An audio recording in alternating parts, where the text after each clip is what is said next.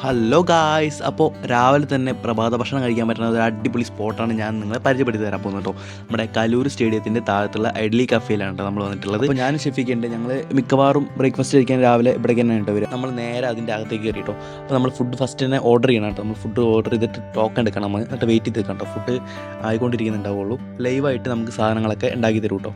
അപ്പോൾ നല്ല വൃത്തിയുള്ള ഫുഡ് കഴിക്കണമെങ്കിൽ ഇവിടെ വന്നാൽ മതി കേട്ടോ.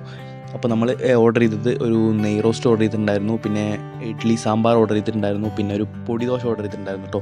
അപ്പോൾ പറയാൻ വിട്ടു, ഈ ഉഴുന്നുവട ഓർഡർ ചെയ്തിട്ടുണ്ടായിരുന്നു കേട്ടോ. ഉഴുന്നുവട എനിക്ക് ഭയങ്കര ഇഷ്ടം കേട്ടോ. അപ്പോൾ ഉഴുന്നുവട ഓർഡർ ചെയ്തിട്ടുണ്ടായിരുന്നു.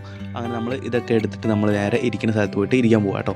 അപ്പോൾ നമുക്ക് ഉഴുന്നുവട കിട്ടിയിട്ടുണ്ട്, പൊടി ദോശ കിട്ടിയിട്ടുണ്ട്, പിന്നെ ഇഡ്ഡലി സാമ്പാറും കിട്ടിയിട്ടുണ്ട് കേട്ടോ. അപ്പോൾ നെയ് റോസ്റ്റ് ആവാൻ കുറച്ച് ടൈം എടുക്കുമെന്ന് പറഞ്ഞു. അപ്പോൾ നമ്മൾ അവിടെ പോയി ഇരുന്നിട്ട് വെയിറ്റ് ചെയ്യണം കേട്ടോ.